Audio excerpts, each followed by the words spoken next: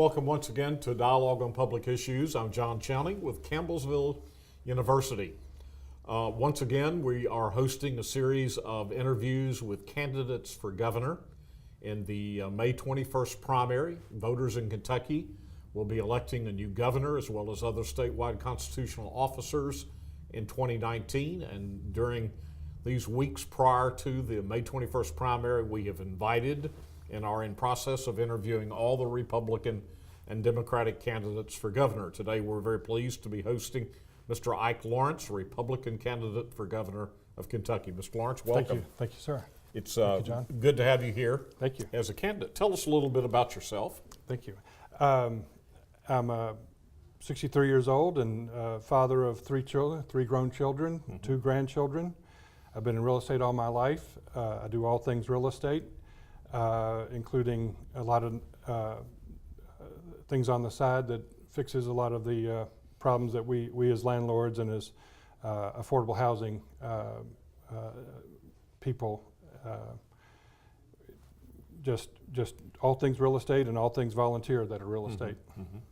Now you have an interesting legacy as Yes, in your family. Tell us about that. That has a interesting historical aspect to Kentucky politics in the Kentucky governor's office. Well, John, my mother was a Shelby and born and raised in Richmond, and she is sixth generation Isaac Shelby's daughter, and making me the seventh great grandson of Isaac Shelby, who is the first and fifth governor of our great state. Why did you choose to run for governor in 2019? I chose because my resume showed that I fix a lot of things, and I really thought after 40 years of fixing a lot of things around Lexington and central Kentucky that it was time, after raising my family and growing my real estate business, to use this resume to see if I can't do the same thing for all Kentuckians. Why do you think among the four candidates in the primary, including an incumbent governor, why do you think you're the best qualified candidate? I presume you think you're the best candidate since you're on the ballot. I most certainly do. And being founder of the Town and Gown Commission and big on university issues at UK in Lexington, being the town and the gown, I give Governor Bevin a solid B. And I think that I have a resume in fixing things. I don't begrudge what Governor Bevin has been through, but I think it's time for him to rotate off and to have new blood. And I think it behooves me to sign up and show people what I've done and see if I'm not a better candidate. Then looking to the November election, presuming you're the nominee of the Republican Party, why would you think you're the better choice among versus one of the likely Democratic nominees? Well, it seems like their only ideas are gambling and what was the other one? Gambling and legalization of recreational marijuana as a taxing venue, a taxing product, and I'm very much opposed to that as solving our problem. We normally wouldn't do that, and so I think my harder race is right here at this short sprint to May in defeating Governor Bevin. How would you describe your political ideology? I know some people don't like labels, but they're the best we have in terms of describing, and we have liberals and conservatives and moderates and so forth. Where would you fall on that spectrum? I have a new term called tough love conservative. Okay. To move past Tea Party, but I am very much, I think, the best candidate as a Tea Partier because I do things efficiently and cheaply, and I still hold myself accountable to get things done, as opposed to government people who just keep kicking the can down the road. Coming from business, I think I'm the only pure businessman entering the race.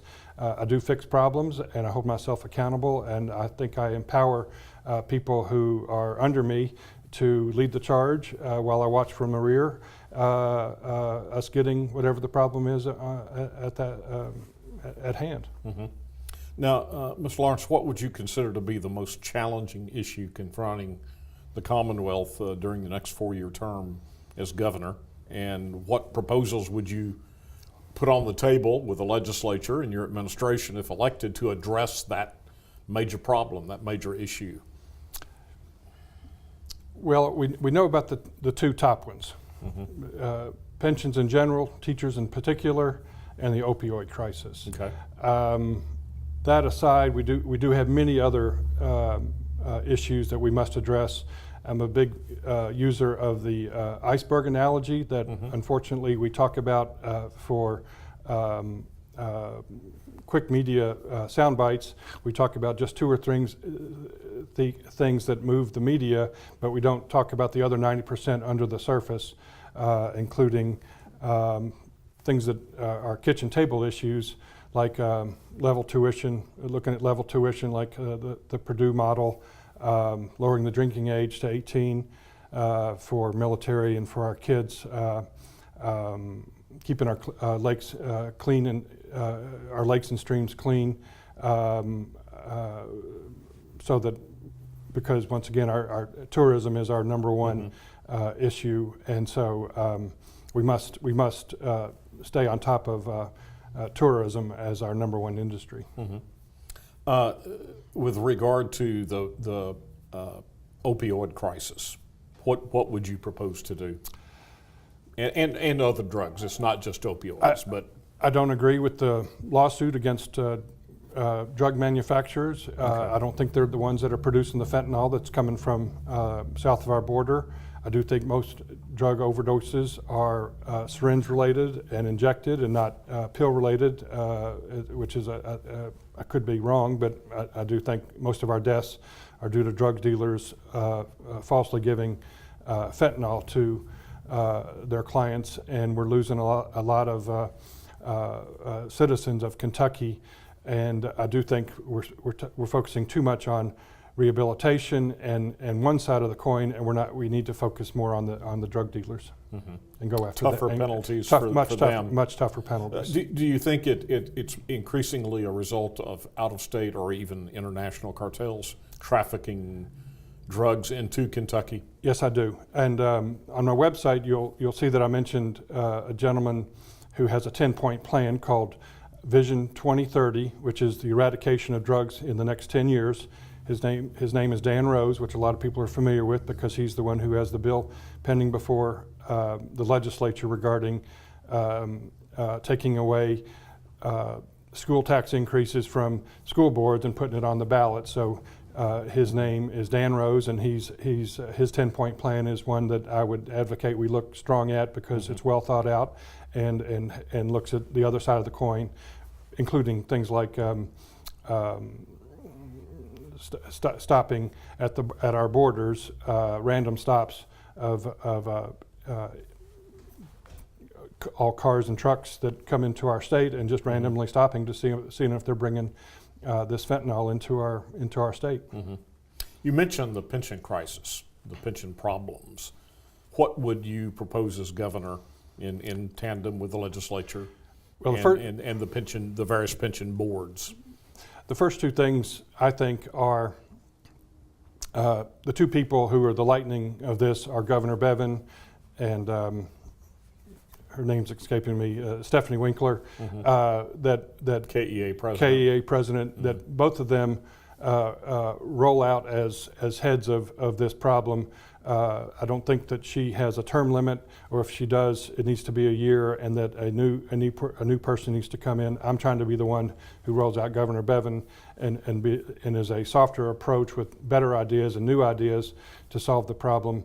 I do think that overpromises has been left out of the discussion. It's always underfunded, and the media picks up on that, and they don't realize if you Google all the pension problems of all the states, we're not the only one. We're one, at least 25 states have this same problem. We're in the top 10%. I think overpromises of benefits has to be reintroduced back into the discussion on the inviolable contract, which, in my opinion, is a contract from when they signed up, not all the add-ons since then. So we need to change the benefit structure from this point forward. So you would, just so that for the point of clarification, are you suggesting that current retirees or those that are already in the system? Would some benefits perhaps be changed? They have to be. Okay. For our children and our grandchildren, it is too massive a debt that we have thrown on them solely for the reason of getting their vote the past 25 years.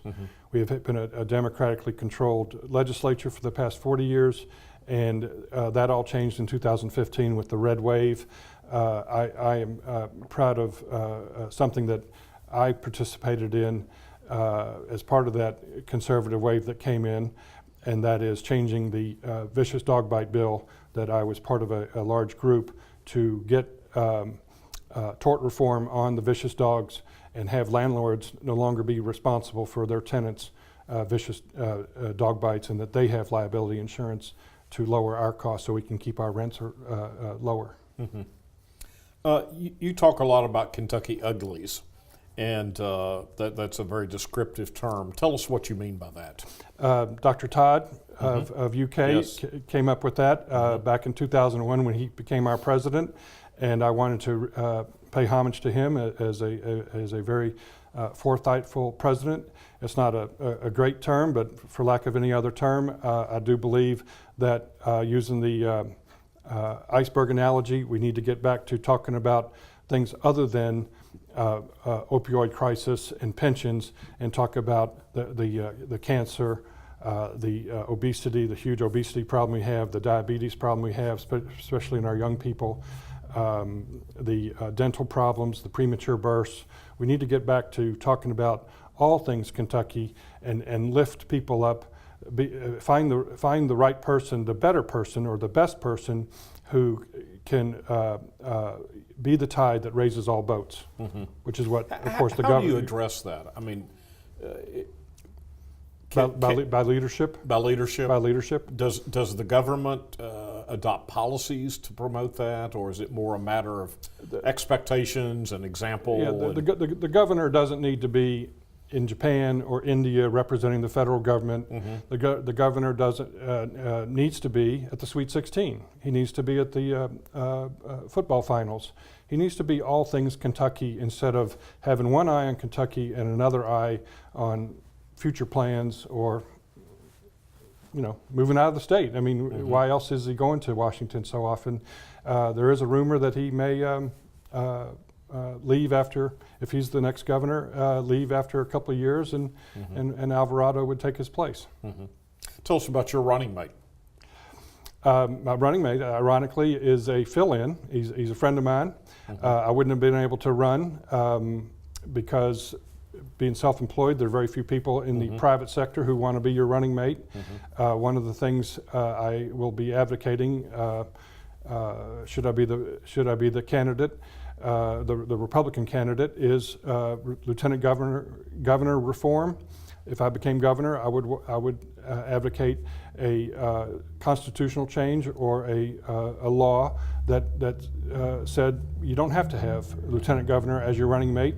It does limit the number of private individuals who would like to run but have to find this running mate. They can't find somebody, so they can't run, and they just they throw their hands up and go, this is silly. So I want to be the advocate for changing that.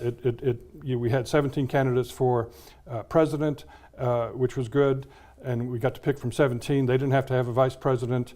Back in 16, there's now 12 candidates for the Democratic side. They didn't have to have a vice president. The candidate, that chosen party's candidate should be able to choose their running mate after the fact. So that I understand, so that our viewers understand your proposal, would you, and there are different, I've heard different views on that. Some states simply do not have a lieutenant governor's position. A state senate president or a secretary of state or some other office becomes in the succession plan, right? In the absence of the governor. Other states, a few states actually let the governor, the gubernatorial nominee, select a running mate after he or she is nominated. That's what I'm for. Okay. I am for still having a lieutenant governor for succession due to disability or death or sickness. When one is at one end of the state, the other one needs to be at the other end of the state. It needs to be somebody who's compatible in thought and thinking from the same platform that they came from. Of course, that's a given. My Lieutenant Governor is a personal friend of mine. He's a conservative. He would step aside since I can't find somebody right now. I certainly couldn't find somebody before I filed. I wouldn't have been able to file if he hadn't stepped forward to be my running mate. It appears he'll be my candidate, my running mate on the ticket if I should be fortunate to win. He will step aside and be part of my re-election team or my election team. What, if you're elected, what would be the role of a lieutenant governor, in your opinion?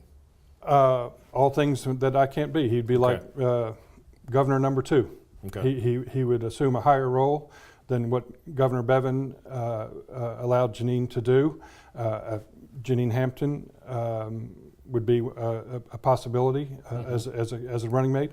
Of course, as you know, if I pull off this major upset of beating a sitting governor, I will have no less than 10 to 20 resumes to pick from of the best candidates of the Republican Party.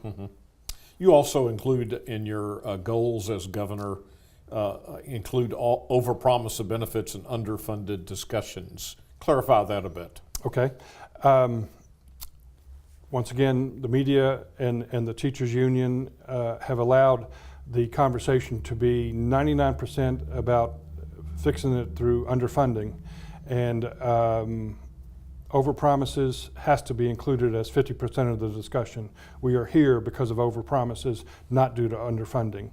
We're not here due to low return or due to fraud or due to any major reason other than promises made that had no backing financially on from anywhere from COLAs to sick days to going from 3 years down to 5 years down to 3 years of your last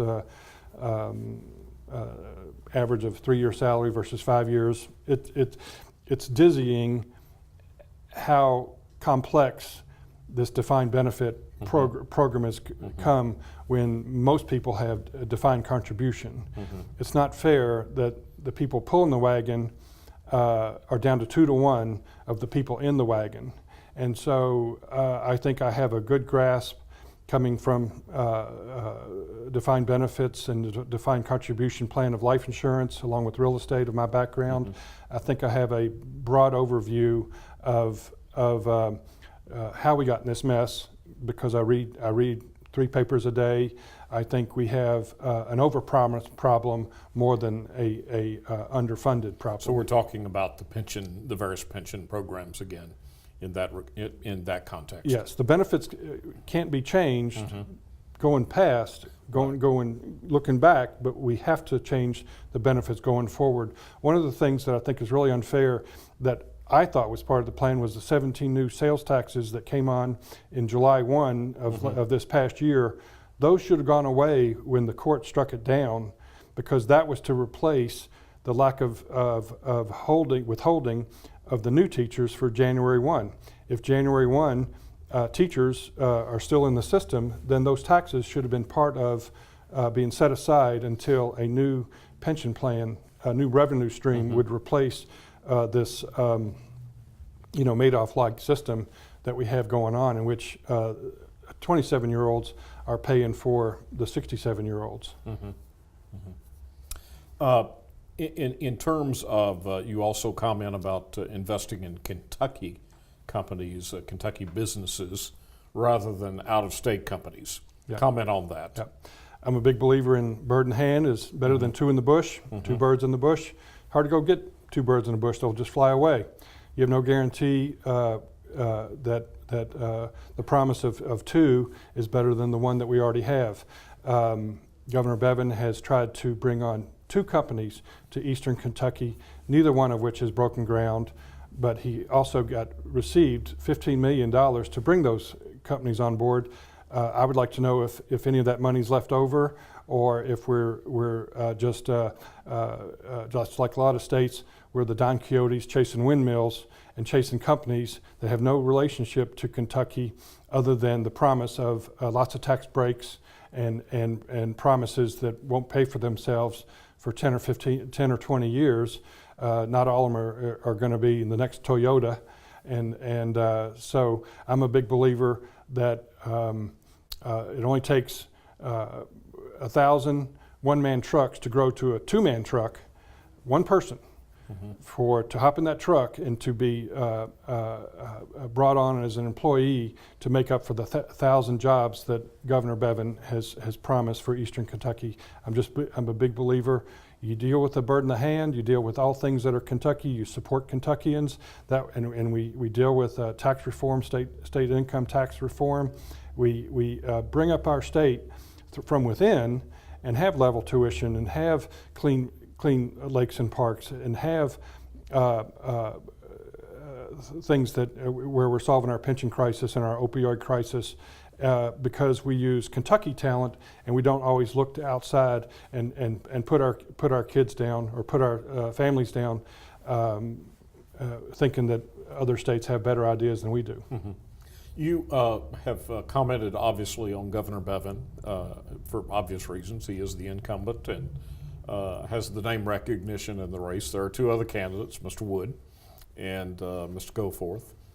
Any comments on those two candidates that would separate you from them, distinguish you from them? Right. Don't know Mr. Wood very well. Mr. Goforth has openly said in vote that he was against the pension bill that came forward and became law, which means he basically sided with the teachers. He has no other plan. He voted against it. He's definitely pro-union. He's not for right to work of our state.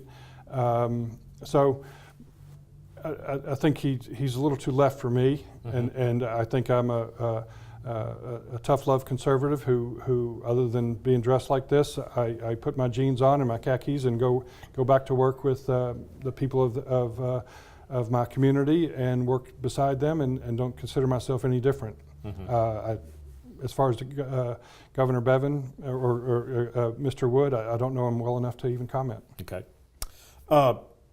Kentucky has major infrastructure needs. Pardon me for mentioning a couple of projects here in our area. Yep. In our area, I and a lot of other folks have been working on what we call the Kentucky Heartland Parkway, connecting the Bluegrass Parkway and the Cumberland Parkway in Columbia via the 55 corridor, and also 210, which connects Campbellsville and Hodgenville. These would be what we call 2+1 projects. There are projects like that all over the state. What would you do as governor? What can we do?